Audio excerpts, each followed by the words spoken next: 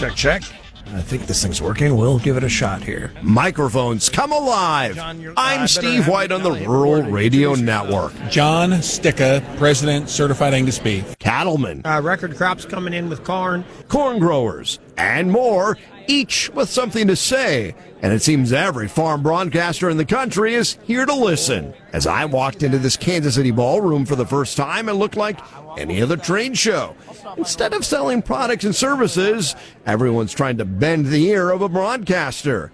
This is Trade Talk at the National Association of Farm Broadcasting, agriculture's version of Super Bowl Radio Row. Have you done a few of these already this morning, or Just a couple. Every booth has a story to tell, and every broadcaster trying to tell as many of them as possible. Scott was asking me, he's like, do you have any interviews lined up for me? I said one, and his name's Steve. Some interviews were scheduled ahead of time. Others just happen. Tilly was asking, how many interviews do you do normally during the week? I said, probably 20. And that's just a normal week for commodity broker Matt Bennett. Here, the numbers go up fast for those like Matt Erickson. how many interviews have you done today so far? Oh, I think this is the 8th. And you still remember your own name. That's a good sign. That's right. Yeah. All right. Down the line, the pace gets even faster. All right. And how many interviews have you done today? Boy, I lost track.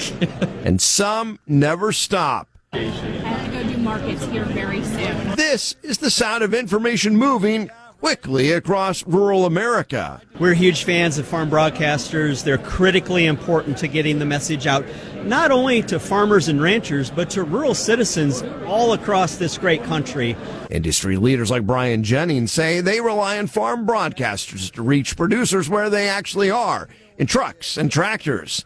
Kenny Hartman, a farmer and chair of the corn growers, appreciates the opportunity to reach that audience. You guys are the ones that, we do interviews with you folks, but you're the ones that get our message out. Kenny did 400 interviews last year, talking about each new development or policy shift, sometimes issuing a call to action. But behind all this, all the talking, all the messaging, is one listener in one pickup somewhere, tuning in at just the right time. And that brings us to Cole. One of my life goals is to win Monogram money. Cole Nickerson lives about 50 miles south of our flagship station, where he's still waiting for his initials to be called for Monogram money.